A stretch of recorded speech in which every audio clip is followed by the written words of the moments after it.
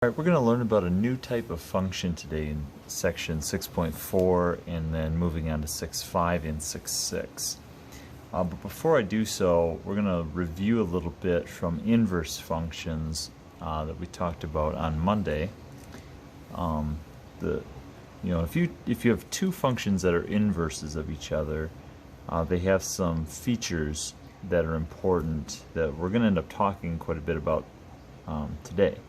And so the first thing is that with inverse functions, you interchange the x and the y values.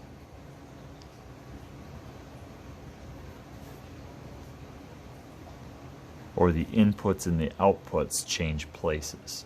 Okay, your ordered pairs switch. Also, the functions must be one-to-one functions.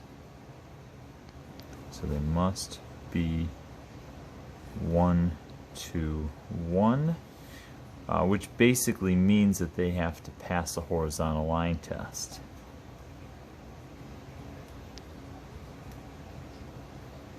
Okay, so that was an important feature. Their graphs are reflections across the line y equals x. So graphs are reflections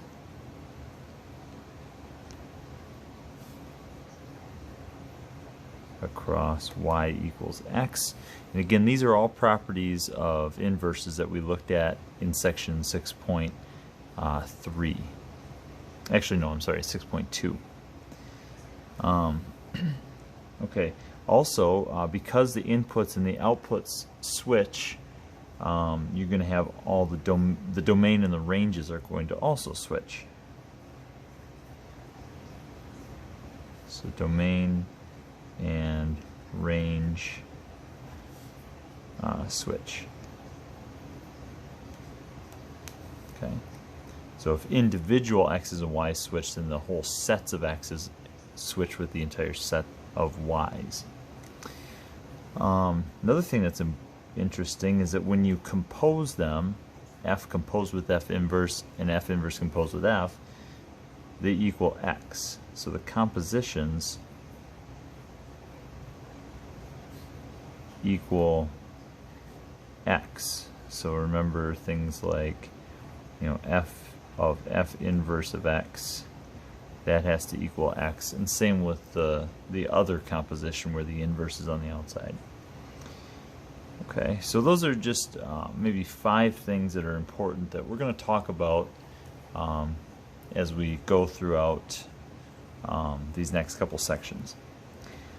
Okay, so now let's consider a function we looked at already, or something similar.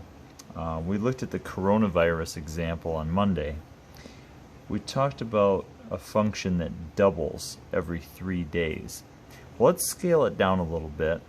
Let's give it a y-intercept of 1. So let's take our function f of x to be just simply 2 to the x. It's a real basic exponential function. It has a doubling rate. It has a y-intercept of 1 because the leading coefficient here is 1. And because the base here is greater than 1, we have a growth function. This is exponential growth. Alright, so we looked at these types of functions. Let me sketch a quick graph here.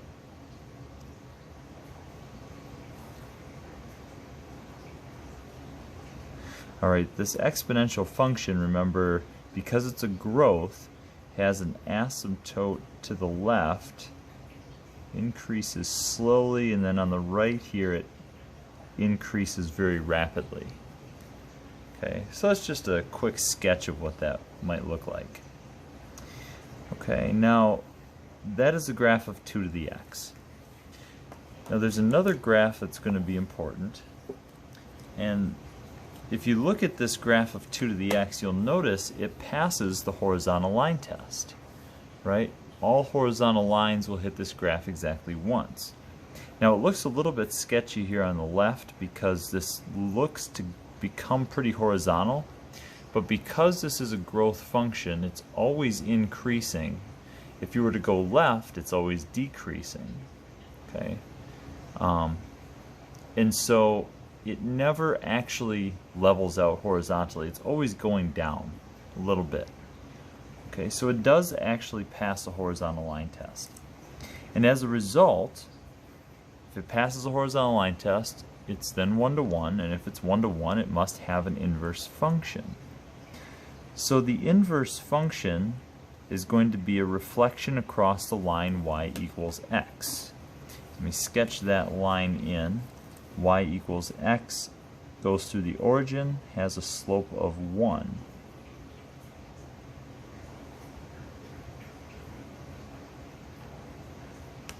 Okay, so that's y equals x. Now, the reflected graph, which would be the inverse, if you imagine how to reflect this, first of all, the y-intercept, this is a y-intercept of 1, would become an x-intercept of 1. The horizontal asymptote will become a vertical asymptote, which makes sense if you interchange the x-axis to the y-axis, interchange x and y, then any property of the x-axis is then a y-axis property. So the inverse has a vertical asymptote, goes through 1, and then proceeds out to the right. Okay, now it might be, not quite a real good reflection there, but it's pretty decent. It gives you the idea of what's going on. You have some sort of graph with a vertical asymptote at the y-axis, and then it increases out to the right, but increases very slowly. All right. So now, if you think about all of the functions we've seen so far, linear functions, quadratic, other polynomials, rational functions, anything from our library of functions, this doesn't look like any of them. And so we end up having a new function.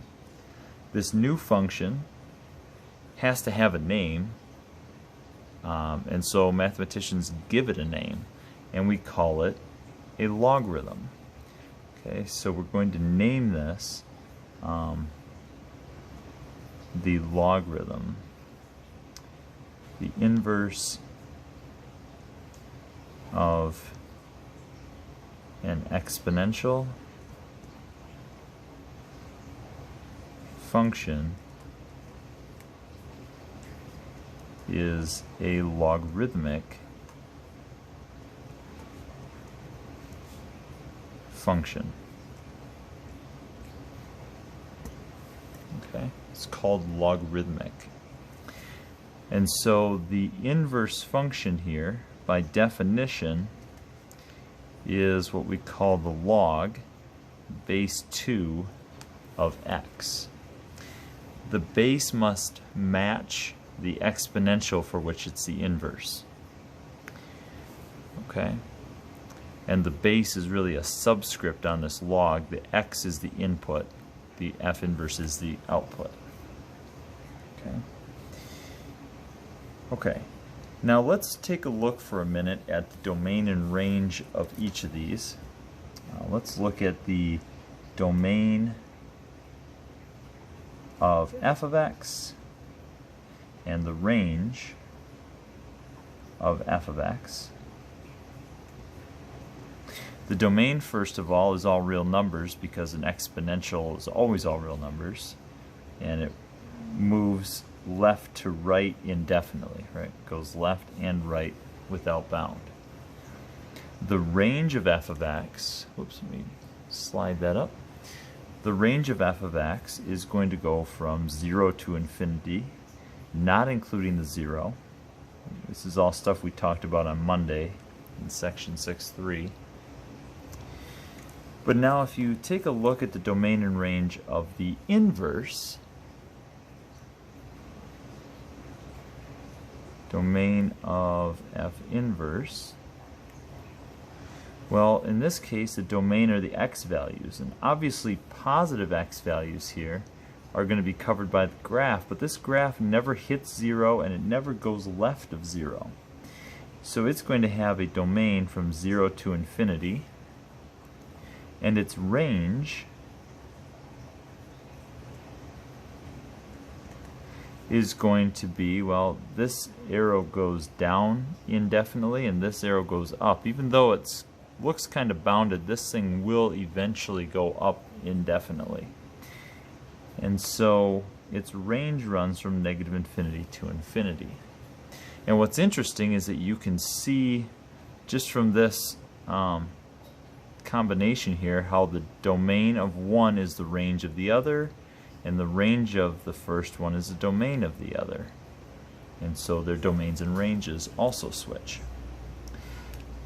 We can also look at some other properties of these logarithms, of this particular function, which I will do in the next video.